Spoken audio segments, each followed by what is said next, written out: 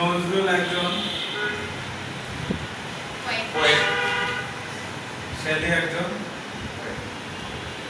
কিন্তু এখানে দেখো তো নজরুল কি নাম না, শেলি না।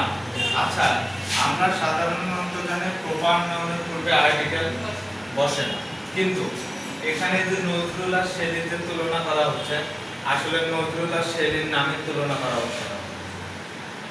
কারণ নজরুল বা শেলির কি করা হচ্ছে না, নামের তুলনা করা হচ্ছে না। না করে নজরুলের গুণটা কি, নজরুল কি, শেলি কি। নজরুল হচ্ছে বাংলাদেশের কবি, শেলি হচ্ছে কার কবি, ইংল্যান্ডের কবি। এই যে নজরুল আর শেলির যে তুলনা করা হচ্ছে, এখানে কি তাদের নামের তুলনা করা হচ্ছে না, তাদের গুণের তুলনা করা হচ্ছে, কবির গুণের তুলনা করা হচ্ছে না। এই নিয়মটা হচ্ছে সমগুণ সম্পন্ন দুজন ব্যক্তি বা বস্তুর মধ্যে যখন তুলনা করা হবে।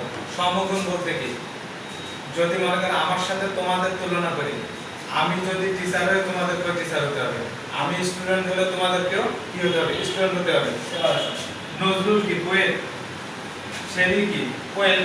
তার মানে যখন সমগুণ সম্পন্ন দুইজন ব্যক্তির সাথে দুইজন ব্যক্তির গুণের কি করা হবে, তুলনা করা হবে।